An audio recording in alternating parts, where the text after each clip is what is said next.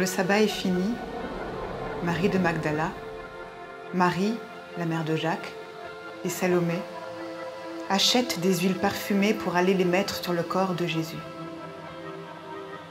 Le dimanche matin, très tôt, au moment où le soleil se lève, elles partent vers la tombe.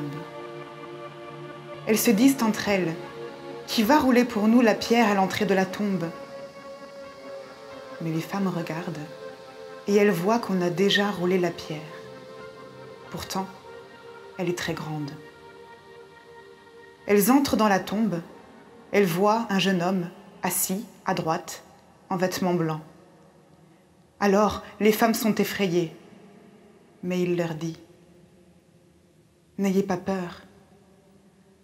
Vous cherchez Jésus de Nazareth, celui qu'on a cloué sur une croix. Il s'est réveillé de la mort. Il n'est pas ici. Voici l'endroit où on l'avait mis. Maintenant, allez dire à Pierre et aux autres disciples, « Jésus vous attend en Galilée. Vous le verrez là-bas, comme il vous l'a dit. » Les femmes sortent de la tombe et partent en courant. Elles tremblent, elles sont bouleversées et elles ne disent rien à personne parce qu'elles ont peur.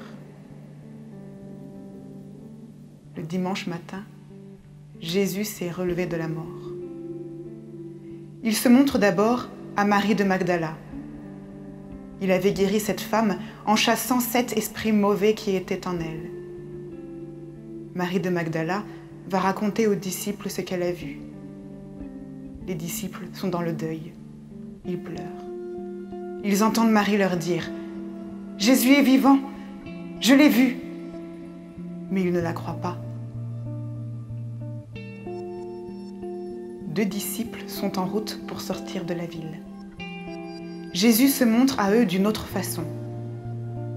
Les 2 disciples reviennent le raconter aux autres, mais on ne les croit pas, eux non plus. Enfin, Jésus se montre aux 11 apôtres pendant qu'ils sont en train de manger. Il leur fait des reproches en leur disant « Vous ne croyez pas et vous ne voulez rien comprendre. Vous n'avez pas cru ceux qui m'ont vu vivant. » Ensuite, Jésus leur dit « Allez dans le monde entier, annoncez la bonne nouvelle à tous. Celui qui croira et sera baptisé, celui-là sera sauvé. Celui qui ne croira pas, celui-là sera condamné. Et ceux qui croiront, voici comment ils montreront la gloire de Dieu. En mon nom, ils chasseront les esprits mauvais, ils parleront des nouvelles langues. Ils pourront prendre des serpents dans leurs mains, et s'ils boivent du poison, cela ne leur fera aucun mal. Ils poseront les mains sur la tête des malades, et les malades seront guéris. »